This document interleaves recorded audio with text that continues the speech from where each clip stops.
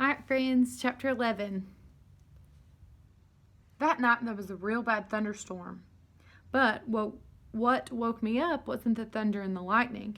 It was Winn-Dixie, whining and butting his head against my bedroom door. "Winn-Dixie," I said, "what are you doing?" He didn't pay any attention to me. He kept beating his head against the door and whining and whimpering. And when I got out of bed and went over and put my hand on his head, he was shaking and trembling so hard that it scared me. I knelt down and wrapped my arms around him, but he didn't turn and look at me or smile or sneeze or wag his tail or do any normal kind of Winn-Dixie thing. He kept beating his head against the door and crying and shaking. "You want the door open?" I said. "Huh? Is that what you want?" I stood up and opened the door, and Winn-Dixie flew through it like something big and ugly and mean was chasing him. "Winn-Dixie," I hissed, "come back here." I didn't want him going and waking up the preacher, but it was too late. Winn-Dixie was already at the other end of the trailer in the preacher's room. I could tell because there was a sploing sound that must have come from Winn-Dixie jumping up on the bed, and then there was a sound from the preacher like he was real surprised. But none of it lasted long because Winn-Dixie came tearing back out of the preacher's room, panting and running like crazy. I tried to grab him, but he was going too fast. "Opal?"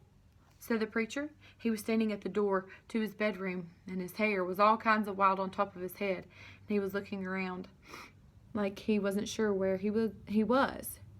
"Opal, what's going on?" "I don't know," I told him. But just then there was a huge crack of thunder, one so loud it shook the whole trailer, and Winn-Dixie came shooting back out of my room and went running right past me, and I screamed, "Daddy, watch out!" But the preacher was still confused. He just stood there, and Winn-Dixie came barreling right towards him like he was a bowling ball, and the preacher was the only pin left standing, and wham! They both fell to the ground. "Uh-oh," I said. "Opal," said the preacher. He was lying on his stomach, and Winn-Dixie was sitting on top of him, panting and whining. "Yes, sir," I said. "Opal," the preacher said it again. "Yes, sir," I said louder. "Do you know what a pathological fear is?" "No, sir," I told him. The preacher raised a hand and he rubbed his nose. "Well," he said after a minute, "it's a fear that goes way beyond normal fears. It's a fear that you can't be talked out of or reasoned out of."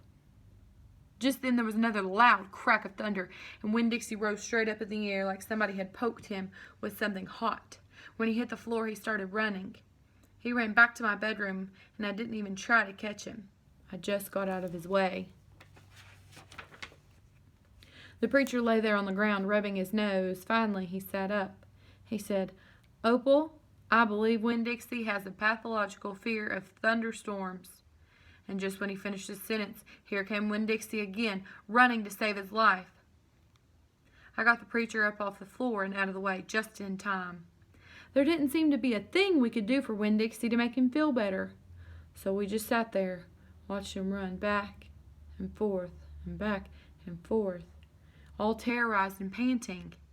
And every time there was another loud crack of thunder, Winn-Dixie acted all over again, like it was surely the end of the world. "The storm won't last long," the preacher told me. "When it's over, the real Winn-Dixie will come back." And after a while, the storm did end. The rain stopped, there wasn't any more lightning, and finally the last rumble of thunder went away. And Winn-Dixie quit running back and forth, came over where me and the preacher were sitting, cocked his head like he was saying, "What in the world are you two doing out of bed in the middle of the night?" Then he crept up on the couch with us in this funny way he has, where he gets on the couch an inch at a time, kind of sliding himself onto it, looking off in a different direction, like it's all happening by accident, like he doesn't intend to get on the couch, but all of a sudden, there he is. And so the three of us sat there. I rubbed Winn-Dixie's head and scratched him behind the ears the way he liked. And the preacher said, "There's an awful lot of thunderstorms in Florida in the summertime." "Yes, sir," I said. I was afraid that maybe he would say we couldn't keep a dog who went crazy with a pathological fear every time there was a crack of thunder. "We'll have to keep an eye on him," said the preacher. He put his arm around Winn-Dixie. "We'll make sure he doesn't get out during a storm. He might run away. We have to make sure we keep him safe." "Yes, sir," I said again. All of a sudden it was hard for me to talk. I loved the preacher so much. I loved him because he loved Winn-Dixie. I loved him because he was going to forgive Winn-Dixie for being afraid. But most of all, I loved him for putting his arm around Winn-Dixie like that, like he was already trying to keep him safe. And that's chapter 11.